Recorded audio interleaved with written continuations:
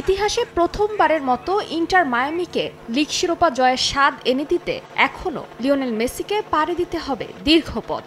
তবে আপাতত ইন্টার মায়ামির সামনে এখন সুযোগ লিগ টেবিলে নিজেদের শীর্ষস্থানটা আরও মজবুত করা।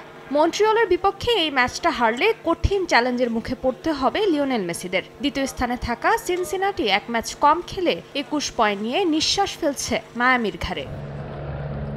মৌসুমটা ইতিবাচকভাবে শুরু করেছে লিওনেল মেসির ইন্টার মায়ামি। লিগে এখন পর্যন্ত 12 ম্যাচ খেলে 24 পয়েন্ট নিয়ে অবস্থান করছে টেবিলের শীর্ষে। এছাড়াও নিজেদের শেষ ম্যাচে নিউ ইয়র্ক রেড বুলসের বিপক্ষে বড় ব্যবধানে জয় পেয়েছে ইন্টার মায়ামি। সে ম্যাচে গোল করেছেন বিশ্বকাপ জয়ী তারকা। শুধু নিজে গোল করেননি, গোল করিয়েছেনও। রেড বুলসের বিপক্ষে হ্যাটট্রিক করেন লুইস সুয়ারেজ।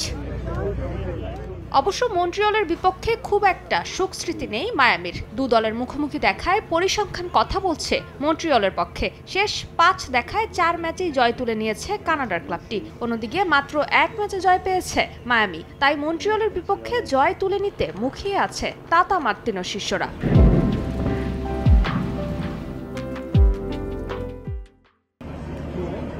এদিকে ইন্টার মায়ামির শিবিরে আছে ইনজুরির চিন্তা। হ্যামস্ট্রিং চোটের কারণে দলে নেই জর্ডি আলবা। এছাড়াও হাঁটুর ইনজুরিতে দলে থাকছেন না দিয়াগো গোমেস। পায়ের গোড়ালি চোটের কারণে দলে নেই ফেদেরিকো। এছাড়াও কার্ড জটিলতায় থাকছেন না টমাস এভেলেসো।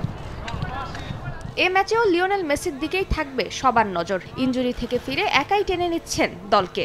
আক্রমণ ভাগে বল তৈরি করে দেওয়া থেকে স্কোর করেছেন নিয়মিত। তবে প্রতিপক্ষের একজন ফুটবলারের দিকে কিছুটা বাড়তি নজর দিতে হবে তাতা মার্তিনো দলকে।